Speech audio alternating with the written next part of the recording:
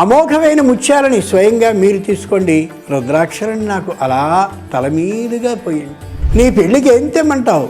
చందనాన్ని మీరుంచుకోండి, విభూతిని నాకు తిండి. నిజమైన తల్లిదండ్రులు ఎవరు అంటే పార్వతీ పరమేశ్వరుడు మాత్రమే. ఎద్దుని వాహనంగా చేసుకున్నావంటే ఎంతో విశేషం మాకు గోచరిస్తోంది.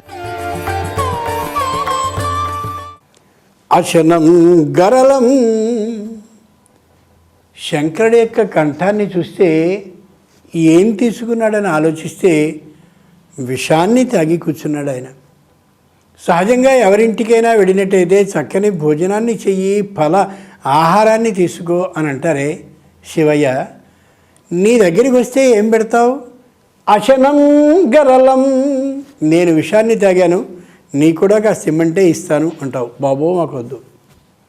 ఫణీకలాపహ.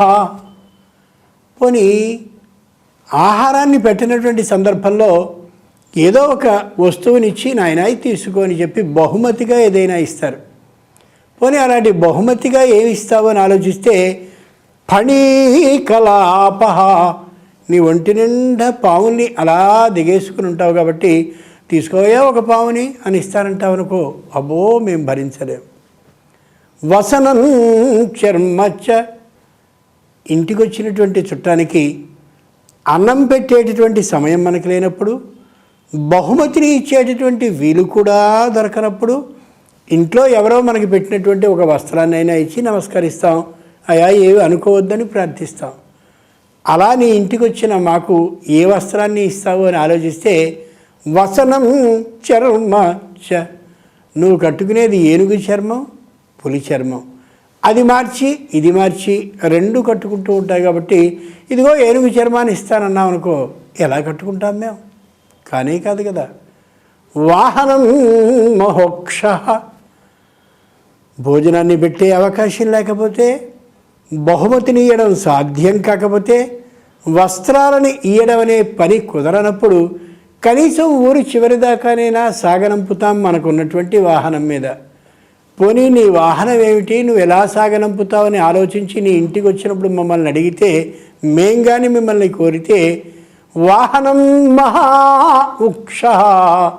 బాగా నిదానంగా నడిచేటటువంటి ఎద్దు నీ వాహనం, దాని మీద కూర్చోమంటే అంతకంటే నడిచి మేము తొందరగా వెళ్ళిపోతాం కదయ్యా. ఆదిశంకరాచార్యుల వారు ఆట పట్టించారు ఈ శ్లోకంలో శంకరుణ్ణి అని ఒక మాట అన్నారు. మమదాస్యసి కిం కిమస్తి శంభో. అసలు నాకంటూ నువ్వేమిస్తావు? అంతేకాదు, ఇవ్వడానికంటూ ఏముంది అని వేళాకోళం చేసి తవ పాదాంబుజ భక్తిమేవదేహి. ఏమీ వద్దు స్వామి, నీ పాదపద్మాలని నిరంతరం ఆరాధించేటటువంటి భక్తిని ఇవ్వయ్యా చాలు అన్నారు. ప్రాచీనులు మహాద్భుతమైనటువంటి ఆ నిష్ఠాపరులు కాబట్టి అంతటి శివస్వరూపాన్ని చిన్న శ్లోకంలో ఇమిడిచి చెప్పారు ఆదిశంకరాచార్యుల వారు. ఏమిటి దీని అంతరర్థం? అశనం గరళం. ఆయన కంఠానికి ఉన్నటువంటి విషాన్ని చూస్తూ మనం ఓ మాట అనుకోవాలి. దేవతలు, రాక్షసులు ఆ పాల సముద్రాన్ని చిలికేటటువంటి సందర్భంలో ఏమొచ్చినా ఆ వస్తువుని అందరూ తీసుకువెళ్ళారు, ఆనందంగా అనుభవించారు తప్ప భయంకరమైన పొగని చిమ్ముతూ వేడిగా కనిపించేటటువంటి హాలహలమనే పేరు కలిగిన విషం వచ్చేసరికి దేవతలందరూ పారిపోయారు విష్ణువుతో సహా. ఆ సందర్భంలో ఆ విషాన్ని నేను స్వీకరిస్తాను అని స్వయంగా విషాన్ని స్వీకరించాడు శంకరుడు. ఆ కంఠంలోకి వెళ్ళినటువంటి ఆ విషాన్ని అలా మింగుడు పడకుండా ఆపింది పార్వతి. కాబట్టి పార్వతీ పరమేశ్వరులు ఇద్దరూ కాని అవేళ ఆ విషాన్ని స్వీకరించడం అనే కార్యక్రమంలో భాగస్వాములు అయి ఉండకపోతే మనమంటూ ఉండేవాళ్ళం కాదు. ఆ విష అగ్ని సర్వలోకాలని హరించి వేసేది. కాబట్టి ఓ శివయ్య, నీ మెడ కంఠం అలా ఉన్నదే, అది నీలిరంగుగా అయిపోవడానికి కారణం మమ్మల్ని అందరినీ బతికించాలని నీ అభిప్రాయం. నువ్వే ఆ విషయాన్ని స్వీకరించి ఉండకపోతే లోకాలన్నీ ఆ విష అగ్ని కారణంగా దగ్ధమై ఉంటే ఈవేళ ఈ శ్లోకాన్ని చెప్పడానికి కూడా నేను మిగిలి ఉండేవాడిని కాను అని ఆదిశంకరాచార్యుల వారు చెప్తున్నారు. ఫణీకలాపహ. పావుల్ని వేసుకుని తిరుగుతావా శివయ్య అని పైకి వేళాకోళం చేస్తే లోపల అర్థం చూడండి ఎంత గొప్పగా ఉందో. లోకంలో ఎక్కడ ఏ చిన్న సంస్థ అయినా పెద్ద సంస్థ అయినా పెద్ద సంస్థ అయినా అందరూ చిరునవ్వుతో ఒకళ్ళకోళ్ళు పలకరించుకుంటూనే ఉంటారు కానీ లోపల చిన్న పాములు, పెద్ద పాములు, బురద పాములు, తాచుపాములు అన్నీ ఉంటాయి. అటువంటి వాటితో సహా జీవనం కలిసి జీవించేటటువంటి విధానాన్ని తెలుసుకొని శంకరుడు మమ్మల్ని స్వయంగా తెలియచెప్తున్నావు, మాకు ఈ విషయాన్ని అర్థమయ్యేలా చెప్తున్నావు అంటే నీ నుంచి నేర్చుకోవాల్సింది మాకు ఎంత ఉందో తెలిసిన. వ్యక్తిలో కూడా ఈ విధమైనటువంటి సర్పలక్షణం ఉంటుందనే యథార్థాన్ని మేము గమనించగలుగుతున్నాను నీ కారణంగా. పైకి చిరునవ్వునే నవ్వుతున్నప్పటికీ పాము ఏ విధంగా రహస్యంగా కాటేస్తుందో, కాటు వేసిన వేళ వాడు విషం ఎక్కి విపరీతంగా బాధపడుతూ ఉండేటటువంటి వేళ పాము ఎలా చూసి మౌనంగా ఉంటుందో అలా వ్యక్తి కూడా ఒకడికి అపకారాన్ని చేశాక అపకారం చేయబడ్డ వ్యక్తి విలవిలలాడిపోతుంటే బాధతో అలా మౌనంగా ఏం తెలియని వాడిలా వ్యక్తి చూస్తుంటాడు. కాబట్టి పాముకి మనిషికి ఇంత సంబంధం ఉంటుందనే యథార్థాన్ని తెలియచేస్తూ పాములతో కలిసి ఎలా ఉండాలో ఆ విధానాన్ని నేర్చుకొని చెప్తున్నటువంటి నీ నుండి ఎంత నేర్చుకోవాల్సి ఉంది మేము. వసనం చర్మచ్చ, పగటిపూట గజ చర్మాన్ని కడతావు, రాత్రిపూట వ్యాఘ్ర చర్మ పులి చర్మాన్ని కడతావు. నువ్వు ఎంత గొప్పవాడివి. పైకిది వేళాకోళం మాటగా కనిపించిన లో మహాద్భుతమైన విశేషం. లోకంలో ఏ పట్టుబట్టలు ఉన్నాయో అవన్నీ మీరు తీసుకోండిరా, ఎవ్వరికీ అక్కర్లేనిటువంటి వాటిని నేను ధరిస్తాను అని అంటున్నావే. నీలాంటి ఉత్తముడైనటువంటి తండ్రి లోకంలో ఎవరైనా ఉంటారా? ఉదాహరణకి ఇంటికి నాన్న ఏదైనా ఒక అరటిపళ్ళు కానీ మరోటి కానీ తినడానికి తెచ్చినట్టయితే ఆ అరటిపళ్ళకి కొద్ది డాగుతనం ఉన్నా, కొద్దిగా ఎక్కడైనా కొద్ది కుళ్ళి ఉన్నా, మరేదైనా ఉన్నా పిల్లలకి అట్లాంటి వాటిని పెట్టాడు. మంచి పళ్ళని పిల్లవానికి ఇచ్చి ఆ కుళ్ళినవి, డాగిపోయినవి, కొద్దిగా సరిలేనటువంటివి తాను ఇష్టంగా తింటాడు. అంచేత పట్టుబట్టలు, మెత్తగా ఉండేటటువంటి అమోఘమైన వస్త్రాలు, రంగురంగులతో ఆకర్షణీయంగా ఉండే వస్త్రాలన్నీ మీరు తీసుకోండిరా అని ఎవ్వరికీ అక్కర్లేనటువంటి ఏనుగు చర్మాన్ని, వ్యాఘ్ర అంటే పులి చర్మాన్ని కట్టి మాకు ఎంత నేర్పుతున్నావయ్యా శంకరయ్య. వాహనం మహా ఉక్ష, నిదానంగా ఆ వృషభం అంటే ఎద్దు మీద నడిచే తనాన్ని నువ్వు స్వయంగా ఏర్పాటు చేసుకుని వెడుతున్నావే. మాకేం మాట చెప్తున్నావు?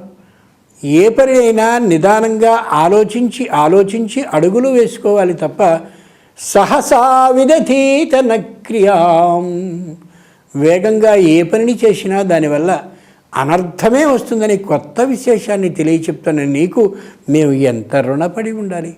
పైగా ఉక్ష అంటే ఎద్దుని వాహనంగా చేసుకున్నావంటే ఎంతో విశేషం మాకు గోచరిస్తోంది. మన దగ్గర ఉన్నటువంటి రూపాయి నాణ్యం దగ్గర నుండి 1000 రూపాయల కాగితం వరకు పరిశీలించి చూస్తే 3 సింహాల కింద గుండ్రగా ఉండే అశోక చక్రానికి ఇటుపక్క అటుపక్క పరిశీలించి చూస్తే ఓ పక్కన గుర్రం, ఓ పక్కన ఎద్దు కనిపిస్తుంది. గుర్రం వ్యక్తి యొక్క శక్తికి సంకేతమైతే ఎద్దు ధర్మానికి ప్రతీక. కాబట్టి పెద్దదైన ఎద్దు మీద నువ్వు వెడుతున్నావు అని అంటే నిత్యం ధర్మానికి అనుగుణంగానే నేను అడుగులు వేస్తూ కదులుతాను అని చెప్తున్నావే. ఎంత ఉత్తముడివయ్యా. ధర్మబద్ధంగానే అశ్వం అంటే ఇటు పక్క గుర్రం నీ శక్తిని వినియోగించి ధనాన్ని సంపాదించాలి అనే యథార్థాన్ని చెప్తూ ఎంతటి మహావిశేషాన్ని మాకు తెలియచెప్తూ మార్గదర్శకుడిగా అవుతున్నావు. అందుకోసమని నువ్వు మాకేమీ ఇయ్యకు, నీ రూపాన్ని బట్టి ఇంత విశేషాన్ని తెలుసుకోగలిగిన అవకాశాన్ని నువ్వు ఇస్తున్నావు. కాబట్టి తవ పాదాంబుజ భక్తిమేవ దేహి, నీ పాదాలని నిరంతరం ఆశ్రయించి భక్తితో పూజించే అవకాశాన్ని ఇయ్యని ఆదిశంకరాచార్యుల వారు ఈ శ్లోకంలో అత్యద్భుతంగా ఆ శంకరుణ్ణి స్తుతించారు. మరో విశేషం, శంకరుణ్ణి జాగ్రత్తగా శివయ్య నీ పెళ్ళి ఎప్పుడు చేయమంటావు అని అడిగినట్టయితే చాలా చక్కగా అందంగా హాయిగా ఉండేటటువంటి వసంత ఋతువుని మీరు తీసుకోండిరా. దాంట్లో కోయిలన్నీ చక్కటి పాటలు పాడతాయి, పుష్పాలన్నీ వికసించి కనిపిస్తాయి, ఫలాలన్నీ బాగా తినడానికి వీలుగా ఉంటాయి. ఆ వసంత ఋతువుని మీరు తీసుకోండి. ఆకులు రాలుతూ మూడువారే చెట్లు కనిపిస్తూ ప్రకృతి అంతా కూడా ఏ విధమైన ఆకర్షణీయపుతనంగా కనిపించినటువంటిది ఉంటుందో ఆ శిశిర ఋతువులో నాకు పెళ్లి చేయండిరా అంటాడు శంకరుడు. ఓ శంకర, బాగానే ఉంది, శిశిర ఋతువులో కూడా నీకు ఎప్పుడు పెళ్లి చేయమంటావు అని అడిగితే, చక్కనైనటువంటి మాసాలన్నీ మీరు తీసుకోండి. విపరీతమైన చలితో పాటు మంచు ఉండేటటువంటి మాఘమాసం నాకు ఇయ్యండిరా అన్నాడు.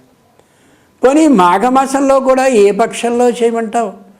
మంచి వెన్నెనుండేటటువంటి ఆ పూర్ణిమ వరకు మీరు ఉంచేసుకుని, పూర్తి చీకటి ఉండి ఎవ్వరూ రావడానికి ఇష్టపడని అదిగో ఆ చీకటి రోజులు నాకు ఇయ్యండిరా, అప్పుడు పెళ్లి చేయండి శంకరుడు అన్నాడు. అదేమిటయ్యా, చీకటి రోజుల్లో పెళ్లి చేయమంటావా? ఆ చీకటి దట్టంగా ఉండేటటువంటి రోజుల్లో కూడా ఎప్పుడు చేయమంటావు? బాగా అమావాస్యకి ముందు వచ్చేటటువంటి చతుర్దశి రోజున ఏ చీకటి దట్టంగా ఉంటుందో ఆ రోజున పెళ్లి చేయి. అయ్యయ్యో, ఆ రోజు అడుగుతున్నావా? అవును, ఆ రోజున కూడా ఏ సమయంలో పెళ్లి చేయమంటావు? మీరందరూ సుఖనిద్ర చేస్తూ, అయ్యో ఆ సమయం మాకు అనుకూలం కాదు కాబట్టి మేము రాలేకపోయామని మీరు అనేటటువంటి ఏ తెల్లవారుజాముందో అప్పుడు నాకు పెళ్లి చేయండి. ఆశ్చర్యంగా ఉంది. నీ పెళ్ళికి ఏం తెమ్మంటావు? చందనాన్ని మీరుంచుకోండి, విభూతిని నాకు తండి. సువాసన కలిగిన మల్లెల్ని మొల్లల్ని పుష్పాలని మీరుంచుకోండి, తుమ్మి పువ్వులని వాసన లేని వాటిని నాకు తండి. అమోఘమైన ముత్యాలని స్వయంగా మీరు తీసుకోండి, రుద్రాక్షరాన్ని నాకు అలా తల మీదుగా పోయండి. ఇలా చెప్తాడు శంకరుడు. ఆ శంకరునికి ఆమోదాన్ని చెప్తుంది అమ్మవారు. ఆలోచించుకు చూడాలి. లోకంలో ఎక్కడైనా సరే తండ్రి తల్లి అనేవాళ్ళు పిల్లలకి అన్నిటినీ మంచివైన వాటిని ఇచ్చి వారెవ్వరికీ అక్కర్లేని వాటిని ఇష్టంగా స్వీకరిస్తారు తల్లిదండ్రులు, యథార్థమైన తల్లిదండ్రులు. అందుకే నిజమైన తల్లిదండ్రులు ఎవరు అంటే, జగత పితరౌ వందే పార్వతీ పరమేశ్వరౌ. నిజమైన తల్లిదండ్రులు ఎవరు అంటే పార్వతీ పరమేశ్వరుడు మాత్రమే.